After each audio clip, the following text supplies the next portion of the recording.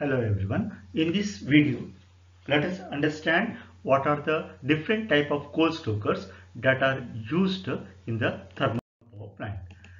To examine the types of stokers, it has been classified as overfeed stokers, in that conveyor stoker, chain grade stoker, traveling grade stoker, spreader stoker are available, and under feed stokers we have single retort and a multi-retorter stoker. Let us examine one by one what is a chain and traveling rate stoker. Here it is similar to the operation in the chain and traveling rate, but only different in the grade construction. So here you have the coal hopper, from the where the coal falls down from the hopper to the for the chain, right? This is a typical cross-sectional area of a furnace. This is a closed chamber. So this coal comes and fed over the chain, and this coal will move on this bed, and air will be transmitted from the fan from the bottom, and combustion takes place. And while moving this coal, at the end it will be in the form of ash, because the combustion has been already taken place, and the heat has been transferred to the tubes, and the ash is connected or collected at the end. So here you can see very clearly this is a bi-drum boiler. Bi-drum means two drum, and you can see there are roof tubes. There are these are called as all tubes, and these are the tubes on the ground. So not necessary all the roofs, all the three types of the tubes a boiler should have. Depending on its capacity and its requirement, they have been designed. Now the question is, the coal bunker will be somewhere here. From the coal bunker, through the chute, the coal will fall on this chain or a traveling grate. As earlier told, there is a little difference in the chain and grate, and the coal is fed from one side of the moving steel to the chain grate, and as it moves, the speed of the chain grate can be adjusted by the gearbox. We can have the reverse gear. So the control, we can control the fuel rate. So there will be wall by which you can control the amount of the coal which is to be fed, and different sizes. If I am using 4 mm size today, tomorrow if I am going with the 6 mm or say 10 mm, varying size also can be used in this one.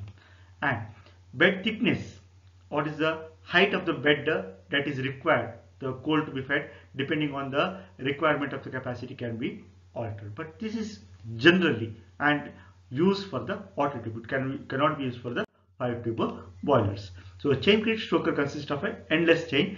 It is something like you are having Tata Hitachi chain, right? So here there will be a master link, and over master link the chain has been provided, right? So there are so many links. If any repair has to be taken, I have to operate the master link.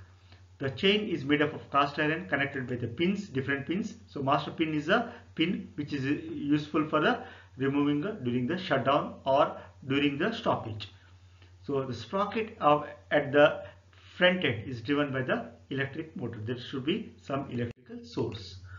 The coal is fed at the front end through the hopper, which is carried by the chain to the other end, hence into the furnace. The air necessary for the combustion of the fuel is supplied the air is supplied to the FD fan, which has been given from the bottom hole. So you have to seen the chain of a Tata Hitachi bulldozer, right, or any earth moving equipments. There you have seen. So there will be some gap. From similar gaps are available in the chain grate from where air enters. The secondary air is supplied. Secondary air is nothing but the air which is required for the complete combustion. In the thermodynamics, we have studied the excess air requirement, and that is been supplied over by that one.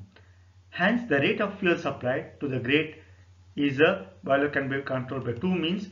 One is first mean is the depth of the coal, and second mean is of the speed of the. So I can have generally three speed, and one is a reverse speed.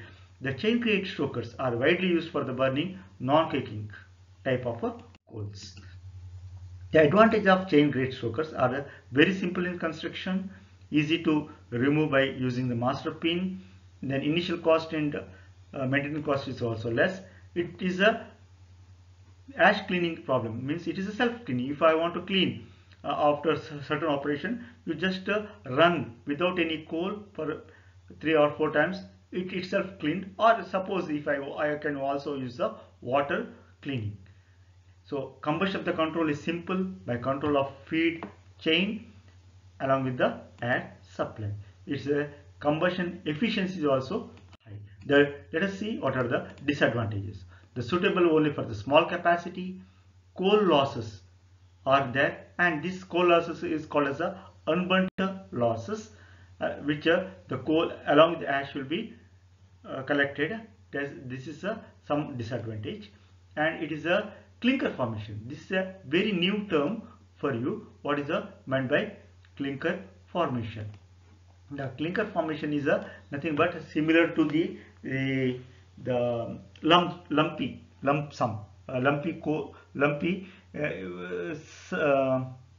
cement in the concreting value. You say if some cement or concrete is left out, they will dump somewhere, and it will feel, you can see like some lumpy one, that is here has been referred as the clinker. So this is something similar to the concrete clinkers. So in the traveling grate stoker, the chain grate is replaced by the grate bars by the burning fuel, and also inclined towards the inlet of the furnace, and the fuel movement accomplished are controlled by the vibration of the grate, and air supply is similar to the chain grate stokers. Next one is a spreader or a sprinkler stoker. In this type of stoker, it is fed on a rotating feeder.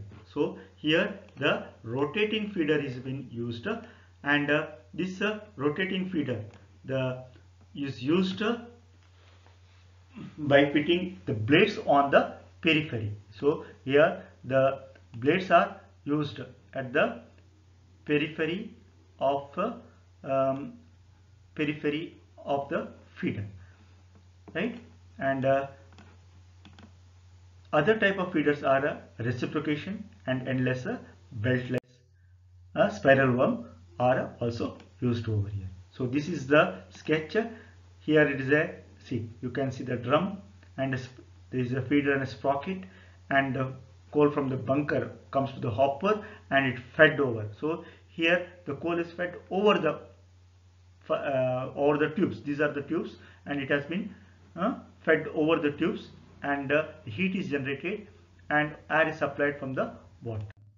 The feeder continuously supply the coal on the spreader and on the, which is a fast moving compared to the chain grate. It is a little bit fast moving, and the fuel feed rate and supply to the boiler can be controlled by feed of the hopper controlling the spreader feeder.